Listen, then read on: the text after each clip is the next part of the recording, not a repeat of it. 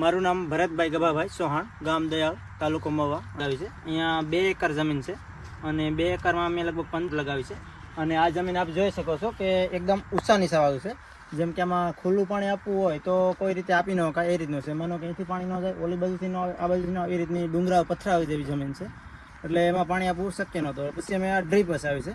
તો ડ્રીપ વસાવી એટલે લગભગ આ 2 એકર છે, 4 થી 5 કલાકમાં કપાસ હોય તો આરામથી પી જાય. અને બાકી ખુલ્લું પાણી આપવું હોય તો લગભગ 2 દિવસ પાણી આપવું પડે. અને મજૂરોની પણ થાય અને જમીનનું જે ધોવાણ થાય, એટલે જેમ કે જમીનના માઇક્રોબ છે ધોવાય અને નીચે જતા રહે, અને એ બધી તકલીફ વધારે થતી હતી. અને આનાથી અમારે ફર્ટિલાઇઝેશન કરવું પણ સરળતા પડે. જેમ કે આમાં ખાતર આપવું હોય તો 2-3 મજૂરની જરૂર પડે, અને આમાં હોય તો આરામથી અમે ખાતર ખાલી 5-10 મિનિટમાં ડ્રીપથી અમે આપી શકીએ. એટલે એ પણ અમને ફાયદો થયો.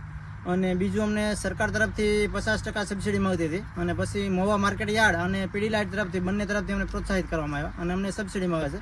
એટલે એ પણ લાભ થયો. એટલે બધા ખેડૂતો કરે છે. અને અમે બીજું અમારું આ દરિયાકાંઠાનું છે ને, એટલે ખારાશની પ્રમાણ વધારે છે. જે એના હિસાબે જો ખુલ્લું પાણી પાય તો બહુ જ પાણી પાવું પડે, એટલે વધારે પડતી જમીનમાં ખારાશ જાય છે. તો આમાં ખારાશ પણ ઓછી જાય છે જમીનમાં, અને ઓછા પાણી આરામથી થઈ શકે છે.